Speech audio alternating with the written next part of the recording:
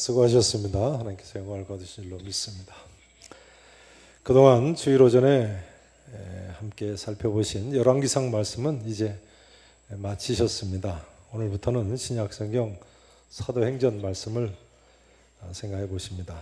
열왕기 하 말씀은 사도행전 한 후에 계속 하시도록 하겠습니다. 구약 성경만 너무 오래 하는 것 같아서요.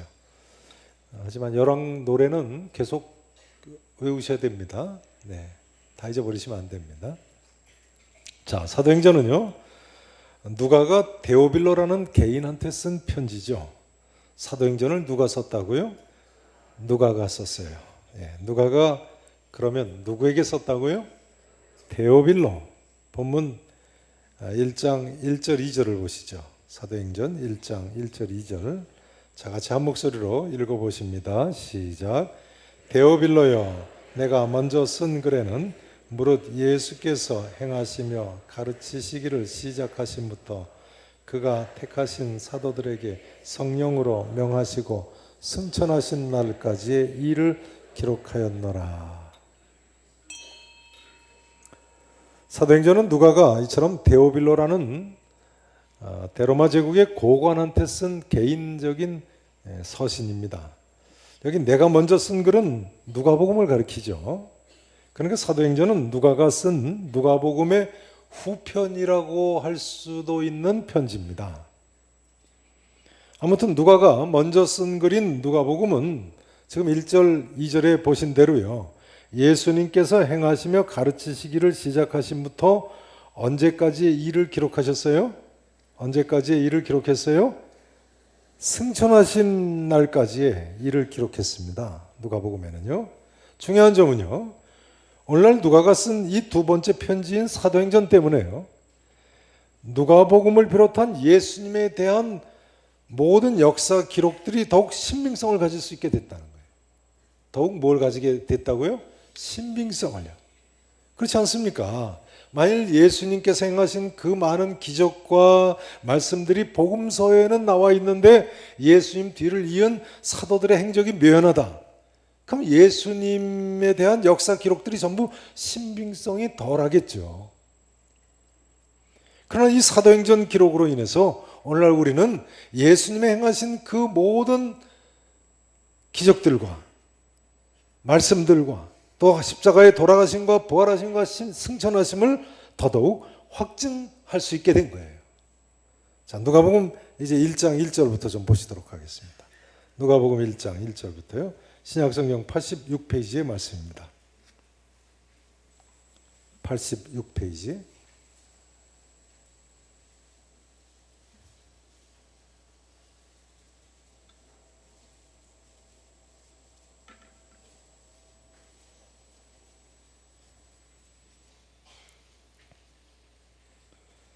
(1장 1절부터) (4절까지) 말씀을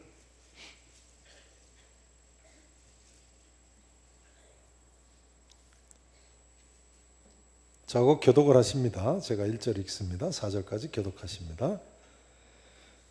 우리 중에 이루어진 사실에 대하여 읽으시죠.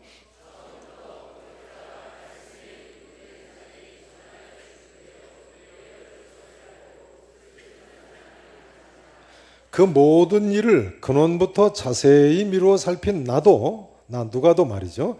데오빌로 각하에게, 로마에 그러니까 고관이에요. 데오빌로는요. 각하에게 차례대로 써보내는 것이 좋은 줄 알았노니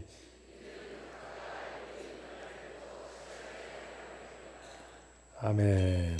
누가는요, 지금 누가복음을 시작하면서요, 우리 중에 이루어진 사실에 대하여 그 모든 일을 근원부터 자세히 미루어 살핀 나도 데오빌로 각하에게 차례대로 써보낸다고 기록을 하고 있어요. 그러니까 누가의 주장에 의하면 예수님께서 행하신 그 모든 기적들과 십자가의 돌아가심과 부활하심, 승천하심이 전부 이루어진 사실, 즉 팩트라는 것입니다. 여러분, 예수님이 행하신 그 모든 기적과 십자가의 돌아가심과 부활하심과 승천하심이 실제로 이루어진 사실이라고 믿으십니까? 골로새서 4장 14절에 의하면요, 누가는 본래 직업이 의사였죠. 누가의 직업이 뭐였다고요? 의사였어요. 그러므로 누가는 논리적인 사람이고 과학적인 사고를 하는 사람이었던 것이 분명합니다. 미신적으로 무작정 믿는 사람이 아닙니다. 이런 의사 누가가 예수님에 대한 그 모든 일을 근원부터 자세히 미루어 살폈으니까요. 그러니 우리가 이 누가의 기록을 더 믿을 수 있는 것 아니겠습니까? 누가는 이처럼 정확한 사람이기 때문에요. 사도행전 내용을 분석해 보면 미루어 살핀 후에 확실한 것은 확실하게 기록하고 불확실한 것은 불확실한 그대로 정확하게 기록하고 있는 것을 보여주고 있습니다. 자, 사도행전 1장 15절 한번 보실까요? 사도행전 1장 15절 보세요. 1장 15절에 보시면요, 오순절 성령 강림 때 다락방에, 마가의 다락방에 모인, 보세요, 모인 무리의 수가 몇 명이나 됐다고요? 약 120명. 그러니까 오순절 다락방에 모였던 사람이 120 몇 명인지 그 많은 사람 일일이 다 어떻게 헤아릴 수가 없는 거예요. 약 120명쯤 120명이나 되었더라. 그 다음 4장 22절을 보세요. 4장 22절에 보면요,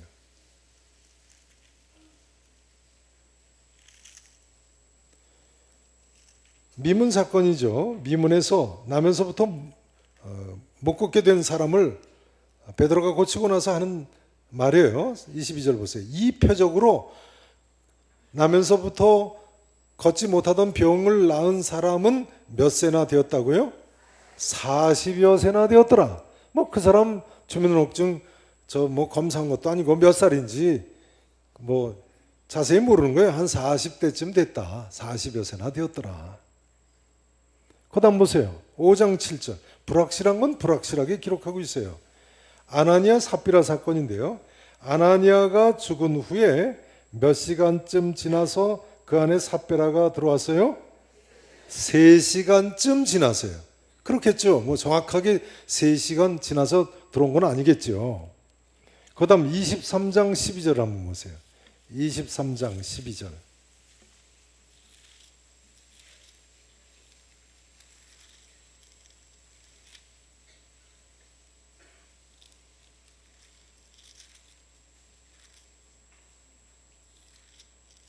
(23장) 12절 13절 보시면요, 날이 새매 유대인들이 당을 지어 맹세하되 바울을 죽이기 전에는 먹지도 아니하고 마시지도 아니하겠다 하고 이같이 동맹한 자가 몇 명이었다고요? 40여 명이었어요. 바울을 죽이기 전에는 먹지도 아니하고 마시지도 아니하겠다고 비밀 동맹을 맺은 사람 숫자니까 그걸 40여 명이라도 일일이 다 알겠어요. 그러니까 40여 명이더라 라고 불확실하니까 불확실하게 기록하고 있어요. 25장 6절을 보세요. 총독 베스도가 예루살렘에 얼마나 머물다가 다시 가이사랴 궁궐로 돌아갔는지를 보여주고 있는데요. 보세요.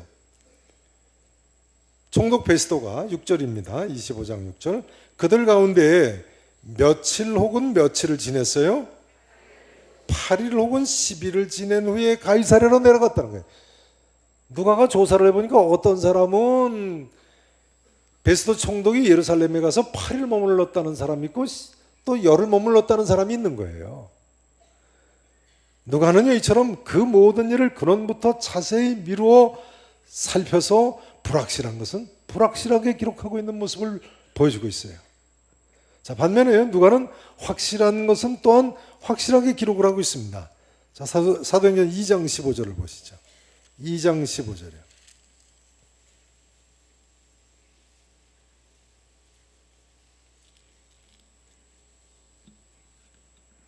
(2장 15절에) 보시면요, 오순절 성령 강림이 있었던 그 시간이 나와 있어요.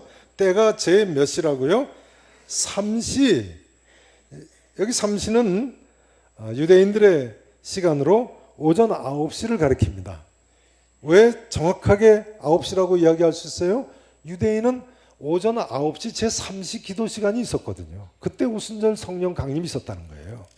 그 다음 3장 1절에 보시면요, 사도행전 3장 1절에 보시면요, 미문 사건은 제 몇 시 기도 시간에 일어났어요? 9시 기도 시간이에요. 유대인들은 또 이처럼 삼시기도 또 구시기도를 했었거든요. 하루 3차례 오전 9시에도 기도하고 12시 정오에도 기도하고 오후 3시에도 기도했어요. 이번에는 민문 사건은 오후 3시에 있었던 사건인 거예요. 그 다음 사도행전 17장 2절 23 4장 1절 25장 1절 정확한 것은 정확하게 기록을 하고 있어요. 27장 37절을 보시죠. 사도행전 27장 37절만 보시겠습니다.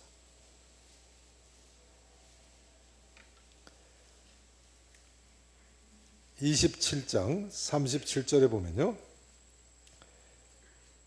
유라굴로 광풍을 만나서 죽게 되었을 때, 자, 배에 탄 사람 숫자가 나와 있어요. 배에 있는 우리의 수는 전부 몇 명이라고요? 276명이더라. 이렇게 정확하게 기록하고 있어요. 확실한 것은 확실하게 기록하고 있어요. 그러면 누가가 어떻게 이렇게 정확하게 기록을 할 수 있었을까요? 누가가 그 배에 같이 탔기 때문에 그렇습니다. 배에 있는 우리라고 하지 않습니까? 이처럼 누가는 바울의 통역자였습니다. 소위 우리 부분, 위 섹션, 위 패시지라고 불리는 부분입니다. 사도행전 중에 보면요, 누가가 우리라는 단어를 사용하고 있는 부분들이 있어요. 주보에 보시는 대로 사도행전 16장 10절에 보시면 누가가 이 우리라는 단어를 맨 처음 쓰고 있습니다. 바울의 2차 전도여행 때 드로아 성에서부터 바울이 전도여행에 동행했음을 보여주는 기절이에요. 어디에서부터 동행했다고요? 드로아, 트로이 유적지 있지 않습니까? 거기에서부터 바울이 누가가 사도 바울을 쫓아 전도여행을 다닌 거예요. 이 이외에도 사도행전 20장 5절 이하, 21장 1절 이하, 27장 1절 이하 같은 데 보면 누가는 바울의 3차 전도여행 때도 동행을 했고 로마 여행 때도 동행했음을 알 수 있어요. 디모데후서 4장 11절에 보면요, 누가는 사도 바울과 일평생 함께 있었음을 보여주고 있습니다. 그러니 이런 누가의 기록을 우리가 어떻게 안 믿을 수가 있겠어요? 바울과 함께 동행하면서 연구하고 근원부터 자세히 미루어 살핀 증인으로서 기록한 의원 누가의 기록인데요. 20세기 초에 영국의 유명한 고고학자였던 윌리엄 람제이 경이라는 분이 계십니다. 경이니까요, 영국에서 자귀를 받은 분이죠. 본래는. 그런데 이 윌리엄 람제이 경이 성경 기록에 의심을 가지고 있었습니다. 옥스퍼드 대학교 철학 박사로 영국 에버딘 대학교의 고고학 교수였는데요, 자기는 평생 고고학에 투신을 해서 성경이 잘못됐다는 사실을 입증을 하겠다고 결심을 했었다고 합니다. 내가 고고학에 투신을 해서 성경 기록이 잘못됐다는 것을 증명을 하겠다. 그러는 먼저 사도행전 기록이 잘못됐다는 것을 성지에 직접 가서 증명을 하기로 했습니다. 그러나 이 윌리엄 람제이 경이요, 20여 년간의 성지를 드나들면서 연구한 끝에 오히려 사도행전 기록의 역사성을 확신을 하게 됐습니다. 그리고 람제이 경은 처음에는 자유주의 신학자라고 하죠. 성경의 권위를 의심하던 독일의 튜빙겐 학파의 견해를 따랐습니다만 후에는 그 튜빙겐 학파의 견해를 버렸습니다. 심지어 람제이 경은요, 자신이 그리스도인이라고 공개적으로 선언을 했어요. 유명한 사건이죠. 그리고는 이 람제이 경은 누가의 성경 기록의 역사성을 입증하는 당대 최고의 성경 고고학자가 됐습니다. 성경 기록은 이처럼 그 정확성이 입증된 팩트인 것입니다. 성도 여러분, 성경 기록의 역사성을 믿으실 수 있기를 진심으로 축원합니다. 예수님께서 복음서가 기록된 대로 분명히 이렇게 말씀하셨고, 이렇게 기적을 행하셨고, 이렇게 돌아가셨고, 이렇게 부활 승천하셨고, 이렇게 예수 그리스도를 믿는 모든 자를 구원하셨음을 믿을 수밖에 없는 것이고 또 믿어야 되는 것입니다. 이 시간 우리 하나님께서 우리를 위해서 행하신 이 모든 이루어진 놀라운 사실들을 확실히 믿으실 수 있기를 다시 한번 축원하겠습니다. 이제 오늘 본문 3절 이하에 보시면요, 사도행전의 저자 누가는 예수님께서 부활하신 후에 40일 동안 제자들에게 보이시는 동안에 하나님의 나라의 일을 말씀하시니라 이렇게 기록하고 있습니다. 3절에 보시면요. 무엇을 말씀하셨다고요? 하나님 나라의 일 하면서요. 특별히 예루살렘에 기다리고 예루살렘을 떠나지 않고 기다리고 있으면 몇 날이 못되어 성령으로 세례를 받을 것을 약속하셨다고 기록을 하고 있어요. 그리고 예수님이 이렇게 말씀하셨다는 거예요. 오직 성령이 너희에게 임하시면 너희가 권능을 받고 예루살렘과 온 유대와 사마리아와 땅끝까지 이르러 내 증인이 되리라고 말씀하셨다는 거예요. 이 사도행전 1장 8절 말씀은 사도행전 전체의 요절이죠. 자, 우리 다 같이 한번 암송해 보실까요? 1장 8절 다 같이 암송하십니다. 시작. 오직 성령이 너희에게 임하시면 너희가 권능을 받고 예루살렘과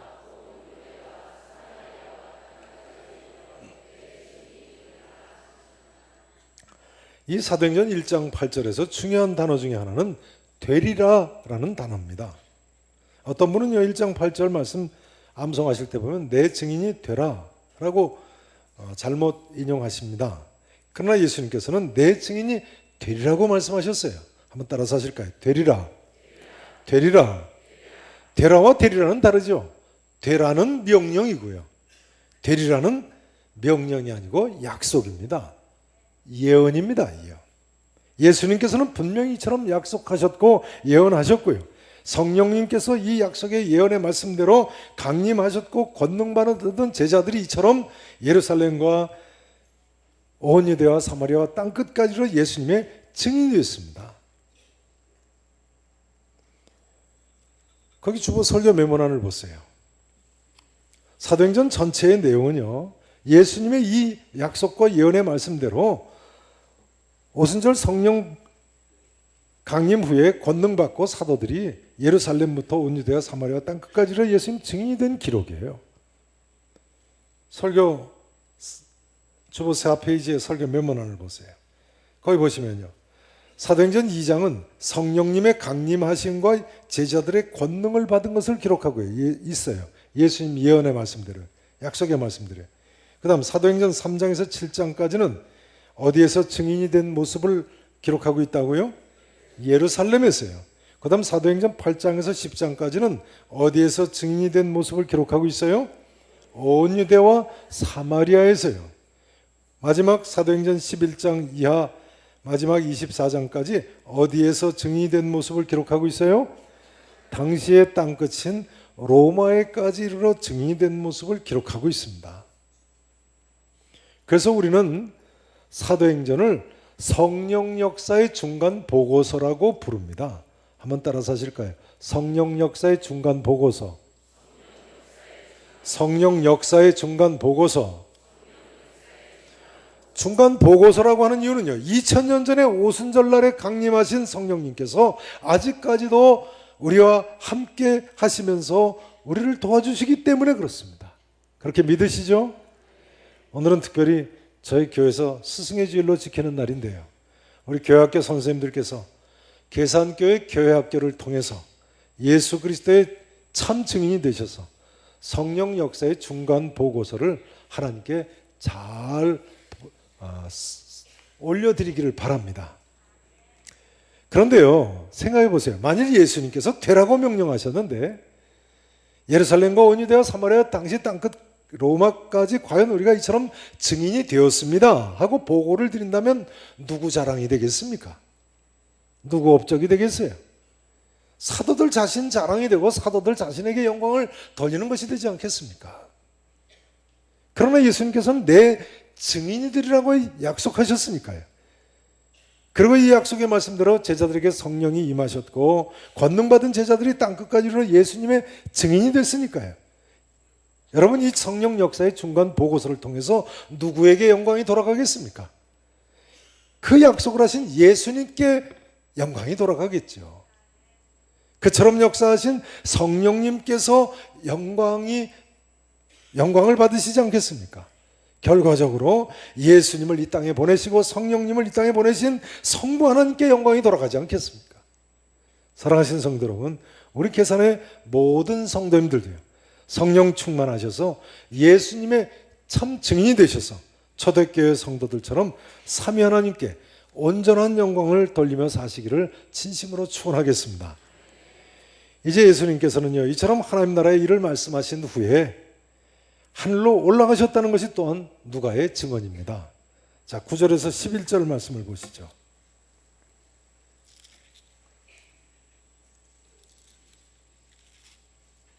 사도행전 1장 9절부터 11절까지 저것도 교독을 하십니다.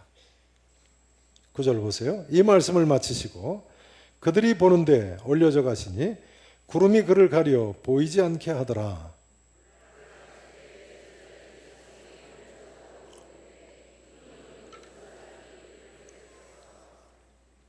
같이 읽으십니다. 이르되 갈릴리 사람들아 어찌하여 하늘을 쳐다보느냐. 너희 가운데서 하늘로 올려주신 이 예수는 하늘로 가심을 본 그대로 오시리라 하였느니라. 아멘. 예수님께서 하늘로 구름 타고 올라가셨다는 거예요. 근데 넋을 놓고 쳐다보는 제자들에게 흰옷 입은 두 천사가 나타나서 하늘로 가심을 본 그대로 다시 오시리라고 말씀하셨다는 거예요. 여러분, 예수님이처럼 구름 타고 다시 오실 줄로 믿으시기를 축원합니다. 수많은 이단들은요, 예수님께서 구름 타고 이처럼 하늘로 승천하신 사실을 문자 그대로 믿지 않습니다. 또한 구름 타고 그렇기 때문에 오실 것도 믿지 않습니다. 통일교 문선명도 그렇고요, 신천지도 그렇고 믿음 좋은 척 합니다만 사실은 예수님께서 구름 타고 가신 것도 믿지 않고 다시 오실 것도 믿지 않습니다. 왜 그렇겠습니까? 왜 그렇겠습니까? 자기들의 교주가 구름을 타고 내려오지 않았기 때문에. 말은 재림 예수라고 주장합니다만 구름 타고 온 적이 없으니까요. 인간이 어떻게 구름 타고 하늘에 올라가고 내려오게 하겠습니까? 부활체니까 가능한 이야기죠. 소설 속의 손오공도 아니고 말이죠. 그러나 여러분, 예수님께서는 분명히 이처럼 구름 타고 하늘로 올라가셨고 어느 날인가 구름을 타고 하늘로 가심을 본 그대로 오시리라는 것이 누가를 비롯한 초대교회 성도들의 분명한 증언입니다. 본래 예수님이 이처럼 구름을 타고 가시고 다시 오실 것은요, 이 이전에 사도행전 1장에서 말씀하시기 이전에 이미 예수님께서 제자들에게 말씀을 하신 내용입니다. 이미 이전에 말씀하셨어요. 마태복음 26장 한번 보시죠. 마태복음 26장.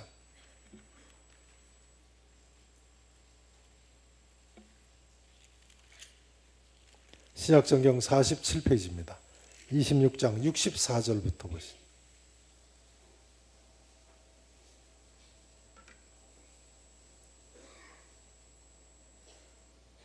성경을 보세요. 성경을 보세요.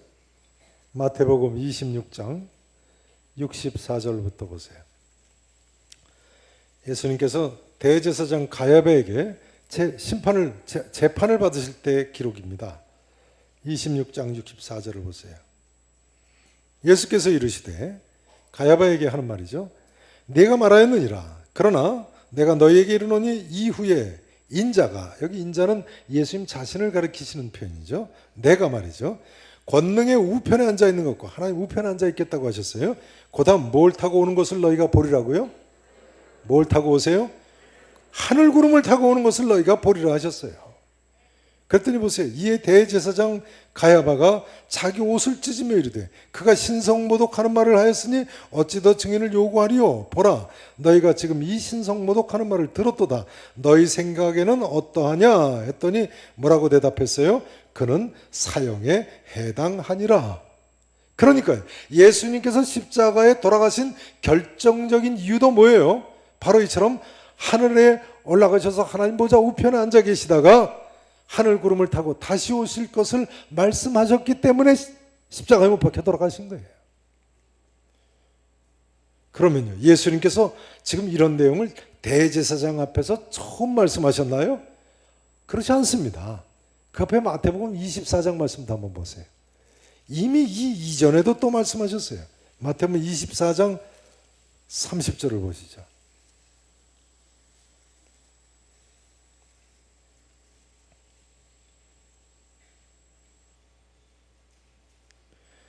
24장 30절 보세요. 예수님께서 마지막 인류 최후의 날에 대해서, 심판의 날에 대해서 말씀하시면서 뭐라고 하셨습니까? 30절 보세요. 그때 인자의 징조가 하늘에서 보이겠고 그때 땅의 모든 족속들이 통곡하며 그들이 인자가 뭘 타고 오는 것을 보리라고요? 구름을 타고 능력과 큰 영광으로 오는 것을 보리라 하셨습니다. 게다가 오늘 기록에 의하면 예수님께서 부활하신 후에 오늘 이처럼 승천하셨고 또 그때 흰옷 입은 두 천사가 나타나서 이처럼 말씀을 하신 거예요. 그러니 제자들로서는 예수님께서 하늘로 올라가심을 본 그대로 구름을 타고 다시 오실 줄로 믿을 수밖에요. 계시록 1장 7절에 보면요, 사도 요한은 다시 한 번 더 볼지어다 그가 구름을 타고 오시리라고 기록을 하고 있습니다. 그러므로 정통 기독교는 지난 2000년 동안 구름 타고 다시 오실 예수님을 기다리고 있는 것입니다. 그러니 우리도 이 말씀 그대로 부활하신 예수님께서 구름 타고 다시 오실 줄로 믿어야죠. 믿으실 수 있기를 진심으로 축원합니다. 그런데요, 이처럼 믿다 보니까요, 이번에는 또 예수님이 모날 모시에 오신다고 자기들이 계시받았다고 주장하는 신비주의적인 이단들이 또 많이 생겼어요. 신비주의적이라고 할까요? 착각이라고 할까요? 많은 경우 사기꾼들 같아요. 앞서 예수님이 구름 타고 오지 않으신다고 주장하는 이단들은 성경의 내용을 있는 그대로 믿지 않은 좌파 이단들이라고 한다면요, 이런 사람들은 신비주의적인 이단, 우파 이단이라고 할 수 있습니다. 믿기는 믿는데 잘못 믿는 거죠. 그러나 여러분, 오늘 본문 7절에 예수님 말씀대로요, 때와 시기는 하나님 아버지께서 누구의 권한에 두셨다고요? 사도행전 1장 7절 다 같이 한번 읽어보세요. 1장 7절 다 같이 읽으십니다. 시작. 이르시되 때와 시기는 아버지께서 권한에 두셨으니 너희가 알 바 아니라. 네. 때와 권한은, 시기는 아버지께서 누구 권한에 두셨어요? 아버지 권한에 두셨어요. 그런데 왜 그렇게 예수님이 언제 오실지 자기들은 안다고 주장하는 이단이 그렇게 많은 거예요. 또 그런 주장에 현혹되는 사람들이 왜 그렇게 많은 거예요? 아버지 권한에 두셔서 너희 알 바 아니라고 말씀하셨어요. 제7일 안식일 예수 재림교회, 안식교죠, 안식교. 제7 안식일 예수 재림교회라고 하면 좀 낯서실지 모르겠네요. 안식교. 삼육대학교를 이 안식교도들이 세우지 않았습니까? 삼육우유도 만들어서 마시는 분이 많죠. 이 안식교는요, 창시자 윌리엄 밀러라는 사람 때부터 1843년에 종말이 온다고 주장을 했습니다.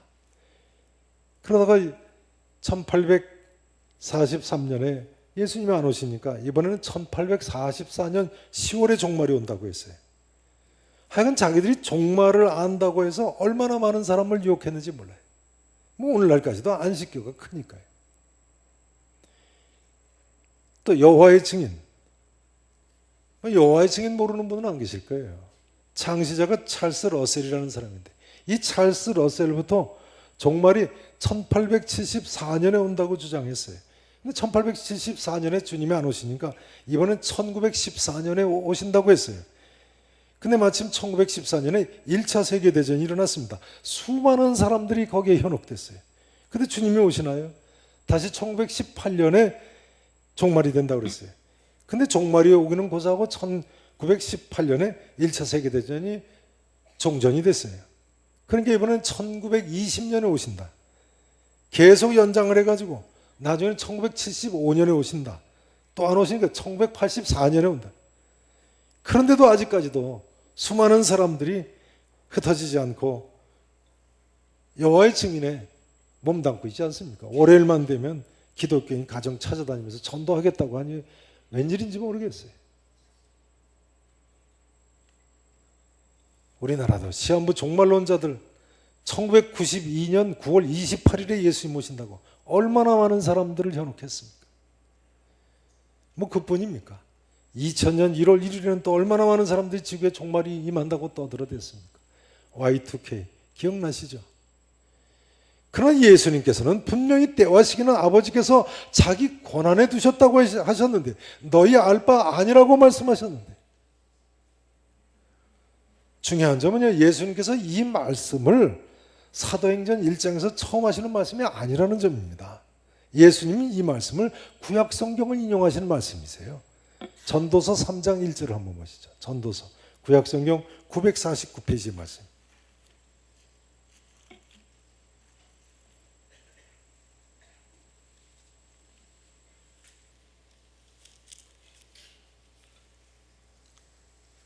(949페이지) 전도서 3장 1절을 보시죠.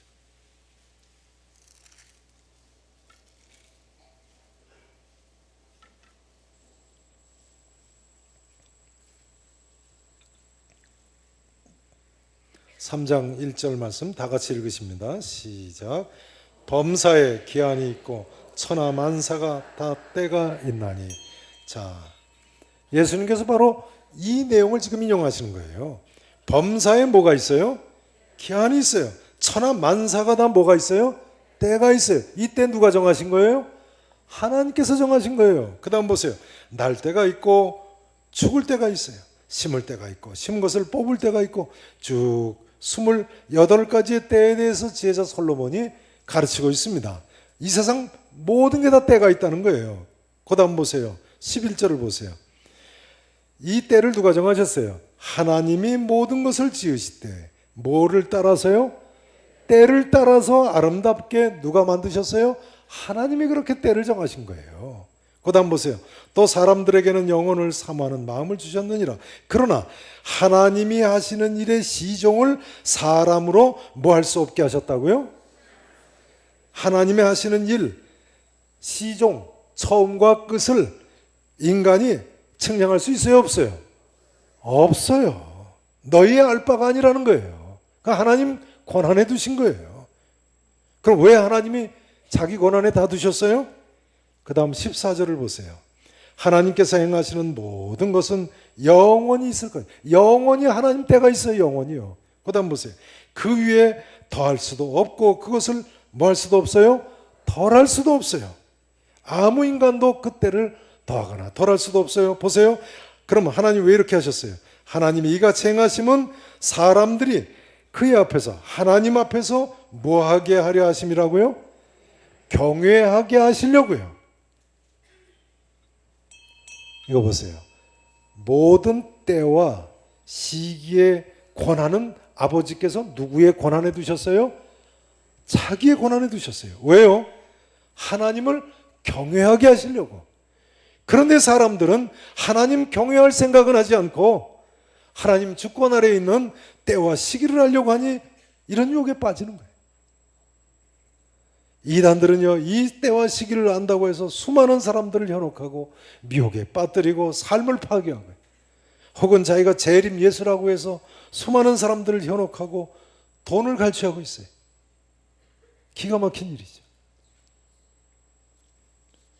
이제 오늘 말씀 전거를 마쳐야 되겠습니다.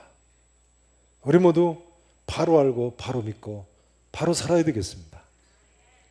성도 여러분, 초대교회 성도들과 같은 그런 믿음으로 사시고 영원토록 우리와 함께 하시는 성령님의 권능으로 예수 그리스도의 참 증인들이 되실 수 있기를 진심으로 축원합니다.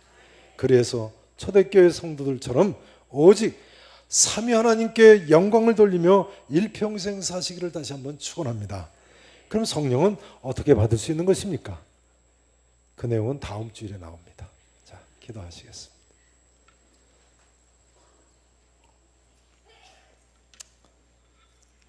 전능하시고 분명히 살아계신 우리 아버지 하나님, 아무리 생각해도 무지몽매한 우리 인생들이